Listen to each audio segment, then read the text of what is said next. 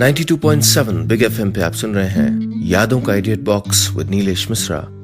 दोस्तों, आज की कहानी का नाम है माँ का सपना और इसको लिखा है कंचन पंत ने। याद शहर के आखिरी कोने पे एक पुराना टूटा फूटा सा मकान। आंगन के कोने में थोड़ा धुआं उठ रहा था। माँ शायद भट्टी जला रही थी। गुड्डी किन्हीं ख्यालों में खोई हुई धीरे धीरे आंगन में झाड़ू लगा रही थी। चेहरे पे गिराई लट ने एक पल को उसका रास्ता रोका तो गुड्डी ने झुके झुके ही उसे कानों के पीछे खोंस दिया। पतली सींग का बना झाड़ू आंगन में उगाई घास पात में बार बार फंस रहा था। रोज उखाड़ती हूँ फिर उतनी झाड़ उगाती है। अब आंगन में सीमेंट लगाना ही पड़ेगा। क्यों गुड्डी? माँ ने जैसे खुद को ही सफाई देते हुए कहा। झाड़ू लगाते लगाते गुड्डी के हाथ रुक रुक गए। उसने कनखियों से माँ की ओर देखा। बाथरूम का दरवाजा भी गल गया है, दीवारें भी चूने लगी हैं। इस बार तेरे पापा लौटेंगे तो सोच रही हूँ लगे हाथ गोसल में टाइल्स भी लगवा देंगे। तेरे नाना जी के तो पूरे घर में संगमरमर लगा था। कभी जाएगी वहां तो देखना कैसे चम चम करता है उनका घर। गुड्डी मुस्कुरा दी। झाड़ू लग गया तो गुड्डी माँ के पैताने बैठ गई और माँ उसके बाल काटने लगी। कंघी बालों में उलझ उलझ जाती है। गुड्डी के चेहरे पे दर्द की लहर दौड़ जाती है लेकिन मुंह से आवाज नहीं निकलती। कैसे झाड़ जैसे हो गए तेरे बाल। तू ये त्रिजटा की तरह बाल खुले छोड़ के क्यों घूमती है रे? इतने सुंदर बाल हैं, किसी की नजर लग गई तो? गुड्डी को लगा कि अब उसकी शामत आई, लेकिन माँ जल्दी से दूसरे टॉपिक पे कूद गई। दुर्गा दत्त की दुकान में बेंत का अच्छा सा सोफा देखा है मैंने। अगली बार याद शहर जाएंगे तो तुझको दिखाऊंगी। माँ गुड्डी को बताने लगी कि पापा के आने के बाद दीवारों पे कौन कौन रंग लगाएंगे, पर्दे कैसे कपड़े के बनेंगे, फर्श पे लगाने के लिए टाइल्स कहाँ से आएंगे। गुड्डी को बड़ी प्यारी लगती है अपनी माँ। गुड्डी ने रेशम देखा नहीं है लेकिन उसको पूरा यकीन है कि रेशम बिल्कुल माँ के बालों जैसा होता होगा। माँ के माथे पे दाईं ओर एक बड़ा सा दाग है जिसे वो अपने बालों से छुपा के रखती है। गुड्डी को लगता है कि वो भी ऐसा ही दाग है जो किसी ने माँ की जिंदगी में लगा दिया है। माँ कहती है कि 12वीं में पूरे जिले में उनके सबसे ज्यादा नंबर आए थे। कितनी ज़हीन है माँ। उन्हें तो किसी जिले का कलेक्टर होना चाहिए था। गुड्डी कल्पना में माँ को कुर्सी पे बैठे हुए देखती है। साफ साड़ी, जूड़े में कसे बाल और आंखों में चश्मा। कल्पना में भी माँ को इस रूप में देख के गुड्डी को हंसी आ गई। हंस क्या रही रे गुड्डी? एक बार आ तो जाए तेरे पापा, फिर देखना कैसा सजाऊंगी अपना घर। माँ की आवाज सुन के गुड्डी कल्पना लोक से बाहर आ गई। माँ को जब इतना यकीन है तो गुड्डी को कई बार लगता है कि पापा आ ही न जाएं। आप सुन रहे हैं यादों का edit box with Nilesh Mishra, सिर्फ 92.7 बिग एफएम पे। गुड्डी को अक्सर पापा की याद आती है। लोग कहते हैं कि बड़ी हो गई है वो, लेकिन वो चाहती है कि वो छोटी बच्ची की तरह पापा की गोद में दुबक जाए। गुड्डी धीरे से उठती और घर के पीछे की ओर बढ़ गई। तू फिर पिछवाड़े की ओर जा रही है? क्या रखा है उस झाड़ झंकार में तेरे लिए? माँ ने टोका तो गुड्डी सहम गई। इतनी प्यारी है गुड्डी। अगर वो बोलती तो कितना मीठा बोलती, लेकिन वो कुछ बोलती ही नहीं। और उसकी माँ है जो दिन भर इतना बोलती है, इतना बोलती है। कौन जाने शायद गुड्डी के ना बोल पाने की कसर पूरी करना चाहती हो। बाल बना के गुड्डी चाक के सामने बैठ गई। गर्मी आने वाली है। याद शहर वालों को अब मटके और सुराहियों की जरूरत पड़ेगी। गोल गोल घूमते चाक पे रखा मिट्टी का लोंदा धीरे धीरे आकार लेने लगा। गुड्डी की लंबी उंगलियां बड़े जतन से इस आकार को सहलाने लगी, जैसे कोई गाय अपने बछड़े को गर्दन से दुलार रही हो। माँ ने आंगन में उगाए झाड़ पात को एक कोने से उखाड़ना शुरू कर दिया। गुड्डी चाक से उठकर आंगन के कोने में सूख रहे मटकों को एक एक करके गर्म भट्टी में डालने लगी। उधर झाड़ उखाड़कर माँ लाल मिट्टी से आंगन को लीप रही थी। इधर गुड्डी पूरी तरह तैयार मटकों में रंग भरने लगी। लाल, हरा, पीला, गुलाबी, जामुनी। गुड्डी अपनी कल्पना के सारे रंग उन बेजान मटकों पर उकेर रही थी। माँ के हाथ अब भी लेपन की लाल मिट्टी से सने थे। गुड्डी तू चली जाएगी तो मैं कैसे रहूंगी इस खंडहर में? रंग में डूबी गुड्डी की उंगलियां फिर रुक गईं। वो कहाँ जा रही है? अब तेरी शादी की फिक्र भी तो करनी होगी। 18 की होने वाली है, माँ ने कहा।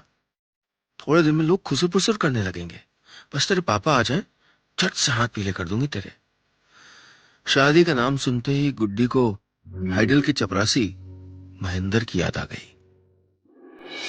आप सुन रहे हैं यादों का edit box with Nilesh Mishra, सिर्फ 92.7 बिग एफएम पे। महेंद्र का चेहरा जैसे दूर से उसे छेड़ रहा था। सिर पर रखे घड़े का पानी बालों और चेहरे से होता हुआ उसके आंचल को भिगोने लगा।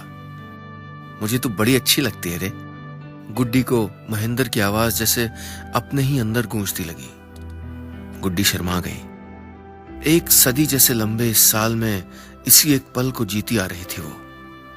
कितना तो लंबा था महेंद्र, ताड़ जैसा। गुड्डी की जोड़ी बिल्कुल नहीं जमती थी उसके साथ। लंबा हुआ तो क्या हुआ, दिखता तो राजकुमार जैसा था। गुड्डी के अंदर से एक और गुड्डी बोली। याद है कैसे बेचारा रोज हैंडपंप के पास खड़ा होकर उसकी राह देखता था? एक दिन जरा देर क्या हो गई गुड्डी को हैंडपंप जाने में, तर से सामने ही आके खड़ा हो गया। आज इतनी देर से क्यों आई? कब से तेरी राह देख रहा था मैं। कितना डर गई थी गुड्डी। महेंद्र को उसने कई बार देखा था हैंडपंप के पास, लेकिन उसे क्या पता था कि महेंद्र उसी के लिए आता था वहां। तेरा नाम गुड्डी है ना? महेंद्र ने पूछा था। गुड्डी को याद नहीं कि उसने सर हिलाया था या नहीं। तो मुझे बड़ी अच्छी लगती है रे। तेरे बाल ना बिल्कुल रेशम जैसे लगते हैं। तो यार रेशम जैसे बाल तो माँ के हैं। गुड्डी का दिल धक से हो गया। वो भाग के घर पहुंची तो घड़े से पानी छलक के आधा रह गया था। कैसे चलती है तू गुड्डी? माँ ने गुड्डी को डांटा, लेकिन गुड्डी ने सुना कहाँ। अब तो उसको बस एक ही आवाज सुनाई दे रही थी, मुझे तू बड़ी अच्छी लगती है रे। कैसा बदमाश है महेंद्र, कोई ऐसे लड़की को सामने से रोकता है भला? गुड्डी ने सोच लिया कि कल से उस हैंडपंप से पानी नहीं भरेगी वो। लेकिन अगले दिन फिर वो उसी हैंडपंप की ओर जा रही थी। महेंद्र के खातिर थोड़ी जा रही हूं, दूसरे हैंडपंप जाने में एक कोस का चक्कर हो जाएगा। गुड्डी ने अपने आप को समझाया। महेंद्र से मुझको क्या लेना देना, आता है आता रहे। हैंडपंप पे पहुंची, पानी भरा, वापस लौटने को हुई थी, लेकिन महेंद्र नहीं दिखा। कहां चला गया? आज आया नहीं क्या? कल मैं भाग गई थी, नाराज तो नहीं हो गया? तभी पीछे से महेंद्र ने गुड्डी के कंधे पे हाथ रखा। किसे ढूंढ रही है? गुड्डी फिर भागने को हुई, लेकिन महेंद्र ने उसका हाथ पकड़ लिया। मैं पहुंचा दूं तेरा घड़ा। गुड्डी ने सर झुका लिया और अपने रास्ते पे बढ़ गई। कल आएगी ना? महेंद्र ने पीछे से पूछा। गुड्डी मुस्कुरा दी, पर पीछे मुड़ के नहीं देखा। कैसा होता अगर गुड्डी वापस लौटते हुए गिर न पड़ी होती? कैसा होता अगर उसके पैर में चोट न लगी होती? कैसा होता अगर माँ ने उसको अगले दिन पानी भरने जाने से रोका न होता? कैसा होता अगर सरकार ने उसके घर के नजदीक एक और हैंडपंप न लगवा दिया होता? जब से घर के पास हैंडपंप लगा, उसे पानी भरने के लिए उस हैंडपंप की ओर जाने की जरूरत नहीं रही। गुड्डी का मन करता है कि किसी दिन तूफान आए और इस हैंडपंप को उखाड़ के किसी दूर खाई में फेंक आए। महेंद्र अब भी क्या हैंडपंप वाले मोड़ पे उसकी राह देखता होगा? आप सुन रहे हैं यादों का edit box with Nilesh Mishra, सिर्फ 92.7 बिग एफएम पे। माँ गुड्डी की शादी के सपनों में अब तक खोई हुई थी। सरकारी नौकर से करूंगी मैं अपनी गुड्डी की शादी। ऐसी गुणवान लड़की कहाँ मिलेगी किसी को? लेकिन शादी के लिए पैसे? गुड्डी ने आंगन के कोने में रखे मटके और सुराहियों पे नजर दौड़ाई। इस महीने काफी मटके बन गए थे। 3,000 तो मिल जाएंगे इतने से। 12 तिया 36 माने साल के 36,000। 5-7 बारातियों का खाना पीना, दहेज के 11 बर्तन, कपड़े लत्ते, सोने का मंगलसूत्र। माँ हजारों बार गिनाई हुई अपनी लिस्ट दोहराने लगती है। माँ उम्मीदों के धागों से रोज ऐसे ही जाने कितने सपने बुनती है। गुड्डी जानती है कि माँ की फटी साड़ी की तरह इन सपनों में भी सिर्फ छेद ही छेद है। फिर भी वो माँ की कल्पना की दुनिया में उनके साथ बहने लगी। सोना भी तो कितना महंगा हो गया आजकल। 20,000 तो मंगलसूत्र में ही लग जाएंगे। फिर साल भर का घर का खर्च। हिसाब गड़बड़ाने लगा और माँ ने उकता के एक नई दुनिया का दरवाजा खटखटा लिया। गुड्डी, तुझे पता है, जब मैं कलकत्ते में थी तो बाबूजी हमें रोज शाम को रबड़ी खिलाने ले जाते थे। तुझको भी खिलाऊंगी किसी दिन रबड़ी। गुड्डी माँ के चेहरे की खुशी में ही रबड़ी की मिठास चख लेती है। रबड़ी की ही तरह मीठी है माँ की आवाज भी। जब पापा थे, माँ रोज ही गाना गाती थी। पापा की गोद में बैठ के गुड्डी भी माँ के सुर में अपनी तालियों की ताल मिला देती थी। तब कहां पता था कि पापा की ये गोद ज्यादा दिन तक उसके नसीब में नहीं है। कह के तो गए थे कि नौकरी ढूंढने जा रहा हूं। 15 साल तो हो ही गए होंगे, अब तक नौकरी नहीं मिली होगी क्या? अपने लिए नहीं, मां के लिए गुड्डी पापा को वापस ले आना चाहती थी। गुड्डी बोल सकती तो पापा को जरूर आवाज लगाती, पापा वापस आ जाओ, नहीं चाहिए नौकरी, मैं थोड़े और मटके बना लूंगी। कई बार गुड्डी को लगता है कि लोग ठीक ही कहते हैं, उसके पापा ने याद शहर में दूसरी औरत रख ली है। लेकिन मां नहीं मानती। गुड्डी को कई बार गुस्सा भी आता है मां के सपनों पर, मां की उम्मीदों पर। क्या मां नहीं जानती कि 100-50 मटके उसके सपनों को पूरा नहीं कर सकते? क्या मां को पता नहीं कि उस गरीब की गूंगी बेटी को ब्याहने कोई राजकुमार कभी नहीं आएगा? क्या मां नहीं समझती कि गुड्डी के पापा को लौटना होता तो वो उनको छोड़ के भागते ही नहीं? खूब समझती है गुड्डी की मां, और गुड्डी भी। लेकिन ये मुट्ठी भर सपने ही तो हैं जो मां को जीने की उम्मीद देते हैं। कई बार गुड्डी सोचती है कि अच्छा ही है वो बोल नहीं सकती। अगर वो बोल सकती तो कहीं भूल से मां के इन सपनों को तोड़ न बैठती। आप सुन रहे हैं यादों का edit box with Nilesh Mishra, सिर्फ 92.7 बिग एफएम पे।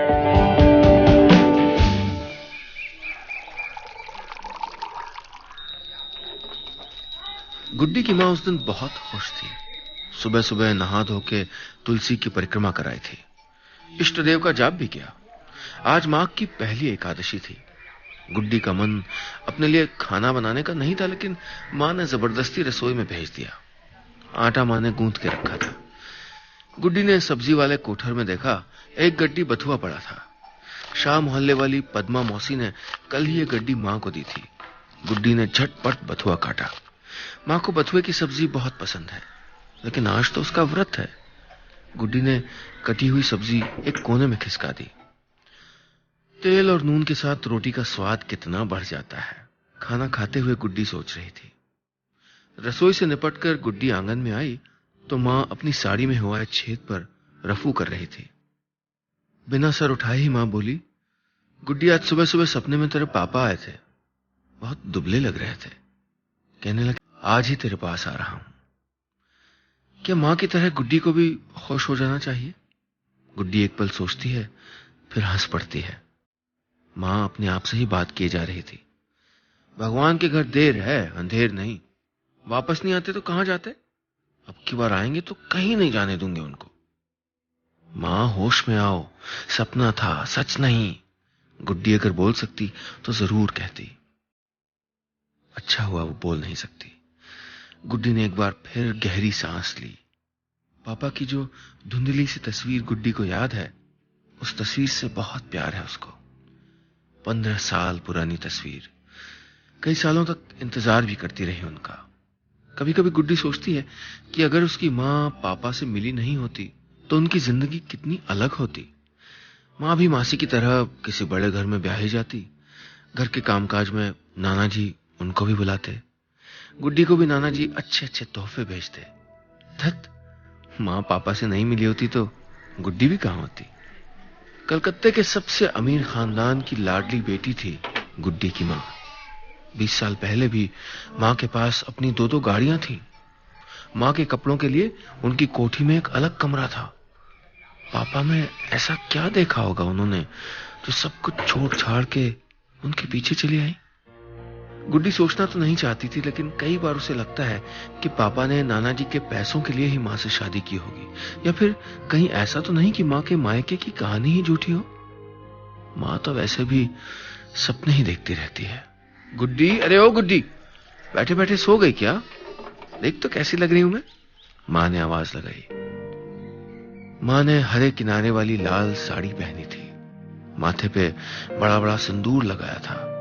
वो बार बार आईने में अपना चेहरा देखने की कोशिश करती, लेकिन आईने के धब्बों के बीच उसकी शक्ल कहीं खो जाती। सुबह से दोपहर हुई, अब शाम होने को आ रही थी। मां की नजरें अब भी रास्ते पर लगी थी, लेकिन उनका चेहरा अब मुरझाने लगा था। गाड़ी नहीं मिली होगी, कोई बात नहीं, कल आ जाएंगे, मां ने डूबती हुई आवाज में कहा, और गुड्डी बे आवाज रो पड़ी। आप सुन रहे हैं यादों का edit box with Nilesh Mishra, सिर्फ 92.7 बिग एफएम पे। गुड्डी के पापा को न आना था न वो आए, लेकिन मां अगले दिन पहले की ही तरह अपने काम में जुट गई, जैसे कल का दिन उनकी जिंदगी में आया ही न हो। कल देर रात तक मां मटके बनाती रही और गुड्डी छुप छुप के उनको देखती रही। परसों के बनाए हुए मटके तैयार थे। आज एक साथ 50 मटकों का ऑर्डर आया था। मां बेटी ने बड़े ध्यान से बैलगाड़ी में एक एक मटका रखा। महेश आता ही होगा मटके ले जाने के लिए। गुड्डी, आज शाम को तेरे लिए रबड़ी बनाऊंगी मैं, बस महेश पैसे दे जाए, फिर दोनों बाजार चलेंगे। तेरी सूट देख बिल्कुल उधड़ गई है, तेरे लिए नई कमीज भी खरीद देंगे। वो सोफे के बारे में बताया था ना तुझको, दुर्गा दत्त की दुकान में, वो भी दिखाऊंगी तुझे। गुड्डी हंसती। 400 रुपए ही तो मिलने वाले हैं, और मां की इतनी सारी फरमाइशें। गुड्डी मटकों के साथ मां की खुशी भी समेटने की कोशिश कर रही थी कि बैलगाड़ी का एक बैल अचानक बौरा गया। दोनों की मेहनत को रौंदते हुए बैलगाड़ी भागी जा रही थी। गुड्डी बैल के पीछे भागी। आंखें बैलगाड़ी पर टिक गईं और बैल भागते भागते झुरमुटे में गुम हो गए थे। गुड्डी ने बेबसी से मां की ओर देखा। मां के कंधों को झकझोरा। परे हट करमजली, अपने बाप की तरह तू भी चली क्यों नहीं जाती? गुड्डी सहम के एक कदम पीछे खींच लेती है। कुछ तो बोल गुड्डी, मेरे सपनों का मखौल ही उड़ा ले, लेकिन कुछ बोल दे। मां के आगे के शब्द आंसू में डूब जाते हैं। शाम गहराने लगी थी। गुड्डी धीरे से उठी और मकान के पीछे की ओर बढ़ गई। वहां उसकी एक अलग दुनिया है। जब गुड्डी ज्यादा उदास होती है तो वहीं जाके बैठ जाती है। मिट्टी का मकान, बिल्कुल नाना जी के घर जैसा। घर के आंगन में मिट्टी का झूला, बाग बगीचे और नाना जी की जैसी एक कार भी। गुड्डी घर के लिए मिट्टी का नक्काशीदार सोफा बनाने लगती है, बिल्कुल वैसा ही जैसा शायद दुर्गा दत्त की दुकान में रहा होगा। करीने से साड़ी पहने जूड़ा बनाए मां की मूर्ति, सूट बूट पहन के कुर्सी पे बैठे पापा, और स्कर्ट टॉप पहने वो खुद। शर्ट पैंट पहने एक और मूर्ति जिसे गुड्डी नाम देने से डरती है। लोग कहते हैं कि गुड्डी मूर्तियां बहुत अच्छी बनाती है। पद्मा मौसी के बेटे के लिए उसने मूर्ति का जो जहाज बनाया था, उसे स्कूल में पहला इनाम भी मिला था।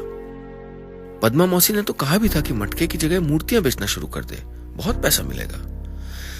पर अब गुड्डी उनको कैसे बताए कि मूर्तियां उसकी मां का सपना है। मां के सपनों को कैसे बेच सकती है गुड्डी? वो सर झुकाए सोफा बनाने में जुटी थी। मां न जाने कब उसके पीछे आके खड़ी हो गई। सांसों की आहट से चौंक के गुड्डी ने पीछे मुड़ के देखा। आंखों में आंसू लिए मां निशब्द खड़ी थी। खुशी का सैलाब मां का सीना फाड़ के निकल आने को आतुर था। मैं मदद करूं? मां घुटनों के बल जमीन पे बैठ गई। मां ने प्यार से गुड्डी के संसार पे हाथ फेराया।